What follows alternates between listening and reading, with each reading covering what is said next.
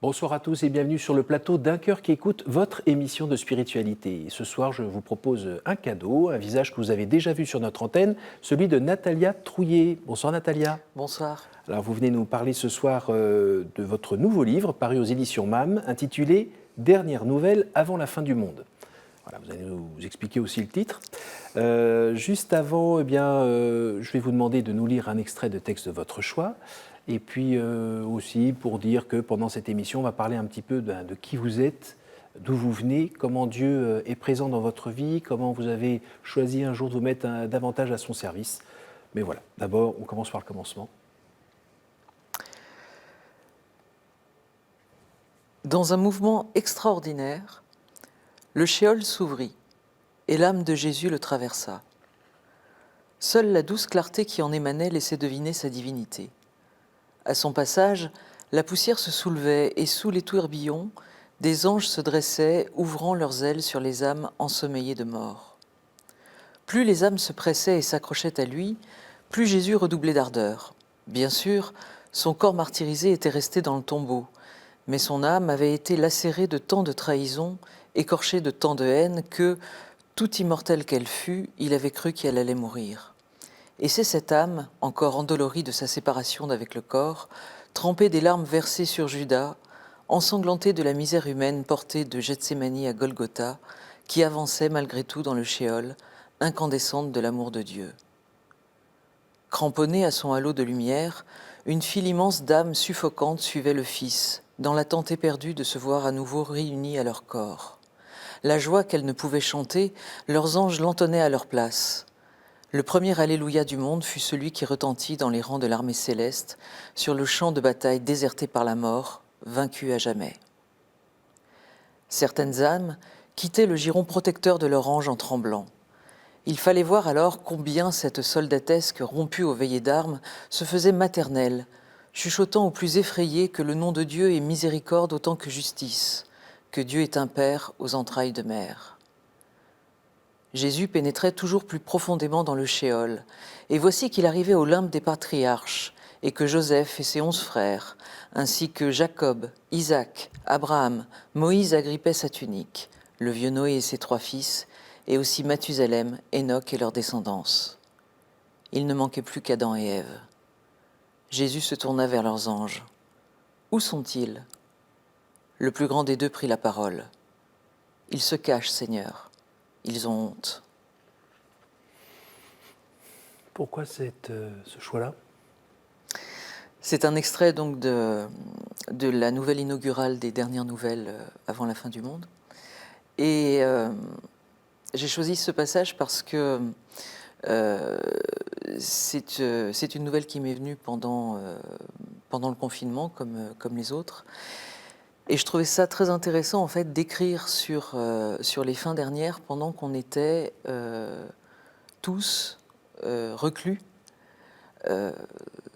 derrière nos portes, dans cette espèce de temps de méditation forcée, où finalement on se retrouvait avec nos proches dans le meilleur des cas, avec nous-mêmes seuls dans le pire des cas. Moi, c'est un temps qui m'a fait penser aux fins dernières. Alors, ce n'est pas une thématique très à la mode, hein. On est d'accord que tout ce qui est mort, maladie, tout ça, on le cache le plus possible à travers tous les médias notamment et la communication. Oui, et en même temps, c'est quelque chose qui nous est revenu véritablement en pleine figure à l'occasion de cette crise Covid. Et ça faisait longtemps que je voulais écrire sur les fins dernières. J'ai pas mal parlé de la mort et notamment de la façon d'accompagner ceux qui restent dans l'avant-dernier livre que j'avais écrit qui s'appelait Sortir, longuement parlé de la pastorale des funérailles, etc., etc.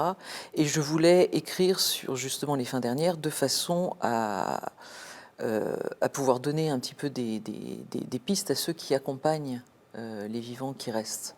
Oui, il y a besoin d'ailleurs. Il y a besoin. Alors, on va aider un peu nos téléspectateurs à vous situer. Vous venez de Grenoble. Oui. Voilà, une petite ville perdue dans la montagne. Perdu. Encaissé. Oui. Voilà. Là-bas, bien, vous avez grandi dans une famille aimante. Oui. Avec une situation un petit peu particulière. Oui. Laquelle? Bon, particulière, on est quand même assez nombreux dans ce cas-là. J'ai été adoptée à l'âge de 6 mois par mes parents, oui.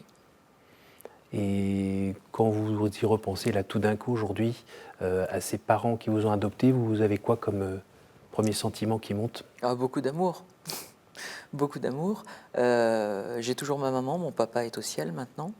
Et puis voilà, donc énormément d'amour, la transmission d'une foi vivante et extrêmement incarnée. Dans le concret, une paroisse très dynamique où véritablement le service du prochain était quelque chose d'immédiat, de concret et de très naturel. Voilà. Et vous aviez, à cette époque-là, il y avait le risque d'être un peu plus dans l'action que dans la contemplation, ou les deux grandissaient ensemble? Alors effectivement, alors c'était une foi qui était très collective. Euh, et ça, c'est quelque chose qui est extrêmement important. Parce que la paroisse dans laquelle j'étais, on était vraiment une paroisse. Mm. Ça, c'est quelque chose qui s'est un peu perdu dans beaucoup de paroisses. Quand je me promène un petit peu en France pour faire des conférences ou pour parler de mes livres, je vois beaucoup de paroisses où le soudage de la communauté a du mal à se faire. La paroisse où j'étais, c'est une grande leçon que j'ai apprise, c'était vraiment, on était véritablement soudés autour d'un quelque chose commun, et ce quelque chose, c'était plutôt quelqu'un, c'était les pauvres. Et ces pauvres, finalement, c'était Jésus. Alors effectivement, tout ce qui était prière, contemplation, c'est des choses que j'ai apprises après. Mais ça m'a donné des fondamentaux sans lesquels je n'aurais pas franchi le pas de la contemplation, de la prière personnelle, etc., etc. Donc vraiment, cette paroisse, je lui dois énormément, Saint-Paul à Grenoble. Et vraiment, j'ai une gratitude immense envers tout ce que j'ai appris là-bas. Qu'est-ce qui s'est passé quand vous aviez 14 ans? Quand j'avais 14 ans, vous êtes devin, Cyril, on dirait qu'on a préparé l'émission avant. Divin, divin. Aussi. Quand j'avais 14 ans, j'ai été hospitalisée suite à une maladie. Et il y a eu un moment un peu compliqué. Enfin, quand on est malade, hein, on a, voilà, on se. Envie de drôles de choses. Oui, puis enfin, j'allais dire une lapalissade terrible. On ne se sent pas très bien. J'ai 14 ans aussi. Oui, mais quel que soit l'âge. Hein, enfin, vous voyez, aujourd'hui, je vais avoir 45 ans. Je ne suis pas en pleine forme non plus. Je trouve pas ça plus agréable qu'à 14 ans, en fait. La maladie, L'expérience, ça aide pas là? Non. La maladie, voilà, quel que soit l'âge, bon. C'est la façon dont les autres réagissent, en fait, qui est plus ou moins, voilà. À mon âge, ils trouvent ça plus normal que quand j'avais 14 ans, en fait. À 14 ans, c'est oh, ma bichette, etc. Bon, là maintenant, c'est oui, bon, t'es malade, ok. Et du coup, donc j'avais 14 ans, j'étais assez sérieusement malade et je me sentais vraiment abandonnée. Alors, je ne saurais même pas dire si je me sentais abandonnée par Dieu, parce que le sentiment d'abandon, il a ceci de particulier que quand on se sent abandonné, c'est intransitif. On se demande pas par qui on se sent abandonné, on se sent abandonné tout court, en fait. On se pose même pas la question de savoir si c'est la famille, dont on sait bien qu'elle est là, quelque part. On se demande pas si c'est par Dieu, parce qu'on se pose même pas la question de Dieu. Il y a la souffrance, il y a ce sentiment d'abandon qui est tellement fort que finalement, on ne voit pas qui est là, qui n'est pas là. C'est un enfermement qui fait que, de toute façon, l'altérité n'est pas perceptible. Et j'étais dans une situation d'isolement complet pour ma santé, donc je n'avais pas droit aux visites, etc. Et il y a eu cette espèce de petit miracle, Laurence, qui était une professeure de lettres qui venait bénévolement donner des cours aux collégiens hospitalisés. Je ne sais pas comment elle s'est débrouillée, mais elle est venue dans ma chambre interdite. Elle était évangélique. Et elle est venue, elle m'a dit, je suis venue pour prier sur toi. Et je me souviens très bien de cette phrase parce que prier sur quelqu'un, c'était une phrase que j'avais jamais entendue Bah oui. moi, dans ma. Enfin voilà, chez les cathos de gauche, c'est pas un truc qu'on dit en fait. Et je me suis dit, mais qu'est-ce qu'elle raconte? Quand on est en plus enfermé dans ce sentiment d'abandon, généralement on a envie d'y rester parce qu'il y a une certaine. Oui, il y a une espèce de jouissance. En tout cas, chez moi, il y avait ça. Je suis là dans mon cocon de souffrance, foutez-moi la paix.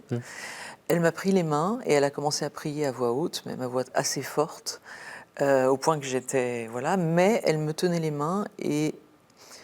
Il s'est passé quelque chose. Oui, et c'est pas. J'ai pas nommé Jésus, je me suis pas dit, tiens, je sens Dieu. Par contre. Elle me tenait les mains et pour la première fois depuis longtemps, je sentais les contours de mon corps. Parce que j'étais dans un tel état de souffrance, surtout psychique en fait, que j'avais vraiment le sentiment que mon corps était dissous dans l'espace, que je n'avais plus d'existence propre et que les atomes de mon corps n'avaient pas de frontières avec les atomes de l'air. Et donc, en fait, elle redonnait un contour à mes mains en les tenant. Et je me suis mise à pleurer et par la suite, je me suis dit, mais en fait, par Laurence, Jésus était là. Et ça a été le début d'une reconversion, parce que j'étais déjà chrétienne, catholique, etc. Mais ça a été le début d'une nouvelle conversion, en fait. Quels ont été les fruits de cette conversion dans votre vie familiale, professionnelle? Alors, je me suis mise à aller à la messe beaucoup. Je me suis mise à fréquenter Laurence beaucoup. J'ai appris beaucoup d'elle. Je suis restée catholique, mais je me suis mise à la fréquenter en parallèle. J'ai appris énormément. J'allais la voir parfois le dimanche. Je découvrais ces évangéliques qui me paraissaient. J'avais l'impression de faire un voyage. Ethnologique. Ils avaient le feu. Mais oui, ils avaient le feu. Et puis, ils lisaient la Bible aussi. Ils lisaient la Bible. Alors moi, je la lisais beaucoup parce que je suis une littéraire. J'adorais lire et la Bible, je trouvais ça super bien écrit. Il y a plein d'histoires passionnantes. Mais vous voyez, ils priaient et puis ils demandaient des trucs pour eux. Un truc qu'on fait pas du tout, qu'on faisait pas du tout, en tout cas dans ma culture familiale. Je me souviens d'un repas où, avant de passer à table, déjà ils priaient avant de passer à table. Ça, c'est quelque chose qui se faisait pas du tout chez moi. Et ils demandaient, par exemple, la réussite à un concours, des choses comme ça. Très concrètes. Je me disais, mon Dieu, mais on ne demande pas ça. On demande pour les autres, mais on ne demande pas pour soi, etc. Enfin, des choses comme ça. C'était voilà. On parlait de la Bible. La Bible vous plaît aussi particulièrement parce que c'est un peu une grille de lecture en lien avec votre vie. C'est une succession d'histoires où vous retrouvez vous aussi dans votre situation, notamment d'enfants adoptés, je ne sais pas. Oui, alors il y a ça. C'est vrai que la Bible, c'est une gigantesque histoire d'adoption. C'est Dieu qui adopte un peuple. Et qui ne cesse d'adopter un peuple. Donc pour moi, c'est quelque chose d'absolument évident. Enfin, quand Dieu fait de nous ses enfants, la filiation adoptive, je connais ça par cœur. Ça vous parle Mais complètement. Et puis, il y a des tas de passages de l'Évangile que je lis avec une espèce d'acuité particulière, et c'est vraiment une grâce. Quand Jésus dit en Matthieu 25, attention, le pauvre là que tu ne nourris pas, le prisonnier que tu ne vas pas visiter, c'est peut-être moi. Ça me renvoie en fait à des choses que j'ai vécues, mais tout le temps pendant mon enfance et mon adolescence, à me dire dans le bus, toi là tu serais pas ma mère, toi tu serais pas mon frère biologique. Voilà, le fait que quelqu'un puisse se cacher derrière quelqu'un d'autre, oui. Et du coup, ça facilite vachement les choses en fait. Mais plus que tout, je crois que la Bible récapitule, pour employer un terme qui est cher à ce vieux Lyonnais de Saint-Irénée, toutes les émotions, toutes les passions et toutes les tout ce que l'être humain, en fait, peut ressentir, tout ce que l'être humain Joie et n'a jamais drame. pu... Oui, oui, tout. Un petit tour dans les psaumes, mais Bah, il y a tous les états d'âme qui se trouvent dedans, par exemple. absolument, On absolument. rit, on pleure, Oui, on s'énerve, tout, on récrimine. oui. Ça vous est déjà arrivé Beaucoup. de récriminer contre Dieu? Ah oui, oui, oui, j'arrête pas. Oh, j'ai un caractère de cochon en plus. Il répond? Oui, il a cette montée-là, alors il me répond en me... par les autres, hein, il me répond en me comblant d'amis. J'ai cette chance extraordinaire d'avoir énormément d'amis et des amis d'une patience infinie. Voilà. Vous avez déjà un mari, Oh bah oui, mais ça c'est... avec une patience infinie aussi, Oui, purée, le pauvre. avec qui vous avez 3 enfants, 3 enfants. qui ont quel âge? Alors attendez, parce que ça change tout le temps. 14, 12 et 9. J'ai beaucoup de mal avec les chiffres, hein, je suis désolée. C'est pas que je m'occupe pas de mes enfants ou que je les connais pas, hein. Merci. 14, 12, 9. Est-ce que vous avez, si on parle de transmission, Oui. vous avez l'impression de pouvoir réussir à leur transmettre un peu de votre vie de foi, J'essaye. de votre connaissance de Jésus? J'essaye. Après. C'est dur? Oui, c'est dur, bien sûr. Bien sûr que c'est dur. Après, il y a ce qu'on transmet, et puis il y a la liberté de chacun, et puis il y a l'expérience de chacun. De toute façon, il faudra, comme pour vous, comme pour moi, comme pour chacun de nous, qu'ils expérimentent. Je crois qu'après, le rôle de l'éducateur, de la mère, du père, etc., c'est de faciliter les moments d'expérimentation. Mais ça, après, ce sera leur... Puis ça fera encore souffrir un peu le cœur de maman et le cœur de papa. Sûrement, Ah oui. sûrement. Ouais, la Sainte Vierge déjà avait un petit peu souffert avec son propre fils, donc C'est ça. on ne peut pas y échapper quand même. Bah non. Vous avez appris une moyenne nouvelle concernant votre santé il y a quelque temps. Il faut vivre avec. Oui. Elle s'appelle comment cette maladie? Sclérose en plaques. D'accord. Ça fait quoi sur vous? Ça vous ralentit? Ça vous fatigue? Pour l'instant, c'est beaucoup de fatigue. Alors j'ai quand même, j'ai quand même du bol parce que parmi toutes les maladies neurologiques qui existent, j'ai eu plutôt une bonne pioche. Cette maladie-là, même si elle ne se guérit pas, se soigne plutôt bien. Voilà, mais c'est vrai que c'est une maladie qui est fatigante, qui m'a demandé de beaucoup ralentir mon rythme. Et il y a quelque chose, mais que beaucoup de gens malades reconnaîtront s'ils regardent cette émission, c'est la différence qu'il peut y avoir en fait entre la perception intérieure qu'on peut avoir de soi et ce que dit le corps en fait. Enfin, moi dans ma tête, 5 ans après le diagnostic, j'ai toujours du mal à me dire je suis malade. Quand je voyais par exemple pour venir ce matin, il fallait que je calculais le temps qu'il me fallait pour l'itinéraire, je calculais comme je le calculais il y a 10 ans, vous voyez. Et après, il faut que je me dise non, tu es plus lente, donc il faut que tu calcules plus de temps, etc. Alors je ne sais pas, peut-être que ça vient avec la sagesse et l'âge, mais pour l'instant, je me plante tout le temps dans mes rendez-vous, etc. Parce que Ça va plus long que prévu. Ben oui, et ça, c'est l'apprentissage de la patience qui est très compliqué, je trouve. Alors une personne un tantinet active comme vous, on vous a vu notamment à un moment travailler auprès du cardinal Barbarin pendant de nombreuses années. Vous avez aussi lancé une boîte de communication qui s'appelait Noé 3.0, je crois. Ces derniers temps, on a l'impression qu'il y a 2 ou 3 livres qui sortent par an. Tout ça, cette énergie, elle vient d'où?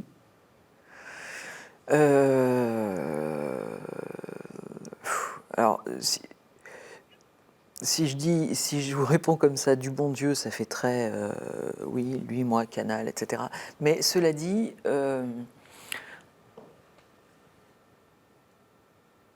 la maladie, elle a changé une organisation de vie qui effectivement est très différente, et c'est vrai que la famille a dû s'adapter en profondeur à pas mal de changements. Et encore une fois, je tire son chapeau à mon mari parce que voilà, ça a été quand même des gros changements. Mais que ce soit l'écriture, que ce soit les voyages en Irak avec le cardinal, que ce soit les opérations sur les réseaux sociaux avec Noé 3.0, à chaque fois, ça a été des choses qui ont été discernées et reçues dans la prière. Et ces livres, c'est pareil. C'est avec, et j'ai toujours gardé le sentiment d'une urgence à les écrire ou à faire ces opérations avant, etc. etc. Je crois très profondément que, pour prendre les trois derniers livres, hein, sortir, j'avais, enfin, ce livre me brûlait les doigts. Et effectivement, il parlait de réorganiser les paroisses, de les rendre missionnaires, etc. Et effectivement, un an après sa sortie, on m'appelle un peu partout en France pour me dire, oui, avec la crise du Covid, ce que vous dites, voilà. Le livre que j'ai écrit avec le frère Olivier de Saint-Martin sur la miséricorde, c'est pareil, on me dit, mais oui, avec Internet qui n'oublie jamais rien, la miséricorde, c'est une urgence. Oui. Et là, avec ce livre donc, qui parle des fins dernières, je sais que c'est la même chose qui va se passer parce qu'on crève, en fait, de ne pas savoir où on va dans cette société qui nous repaît, qui nous gave. Et finalement, si on est gavé et qu'on meurt gavé, c'est d'une tristesse infinie. Un petit peu, oui. Mais oui. Vous avez peur, vous, des fins dernières ? Oh, plus ou moins, comme tout le monde. Comme tout le monde. Mais en même temps, je suis pas sur Terre depuis très très longtemps. 45 ans, on va dire, oui, quand même, merci. Virez-le. Mais suffisamment quand même pour voir à quel point Dieu est miséricordieux. Sa miséricorde, je la vois tellement en fait quand je me retourne que je me dis, ça ne veut pas dire que je pense qu'il va m'accepter comme ça en disant bon allez, c'est bon, rentre, voilà, quoi que t'aies fait, etc. Non, je ne pense pas ça du tout et le livre ne dit pas ça du tout. Mais ce que je crois, c'est que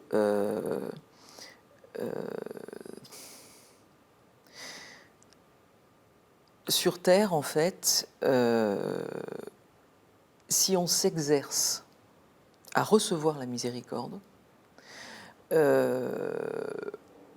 on pourra arriver à la recevoir du Seigneur au ciel. Et s'exercer à recevoir la miséricorde ici-bas, c'est quelque chose qui est pas facile parce que c'est pas... Enfin, c'est compliqué de se laisser pardonner. Il n'y a qu'à voir, hein. Vous demandez spontanément à quelqu'un, même de très très saint comme vous, Cyril, est-ce que tu vas en dansant te confesser ? Il y en a assez peu, même ceux qui y vont très souvent. Et pourtant, il y a cette espèce de muscle de la miséricorde en nous qu'il faut impérativement assouplir. Et je crois qu'on est sur cette terre pour ça, pour assouplir ce muscle de la miséricorde et l'entraîner à danser devant Dieu le jour où on sera devant lui. Nous arrivons à la fin de cette émission. C'est le moment de vous poser des questions courtes, réponses courtes. Oui. Un chiffre entre 1 et 8 ? 4. Quelle est votre prière préférée ? Le rosaire. Un chiffre entre 1 et 7 ? 2. Au jour du jugement, qu'aimeriez-vous que Dieu vous dise ? Viens. Entre 1 et 6 ? 3. Quelle est pour vous la plus belle fête ? Noël. Pourquoi ? Noël parce que c'est l'incarnation et c'est Dieu faible, tout petit et c'est magnifique. Merci Natalia. Merci d'être venue de Lyon pour nous partager ce témoignage, pour nous ouvrir votre cœur tout simplement. Merci. Je rappelle le titre de votre livre, Dernière nouvelle avant la fin du monde, aux éditions MAM. Merci à vous tous pour votre fidélité. N'hésitez pas à retrouver cette émission sur notre site www.ktotv.com. N'hésitez surtout pas à la partager autour de vous. Et puis, moi, tout simplement, je vous dis à la semaine prochaine.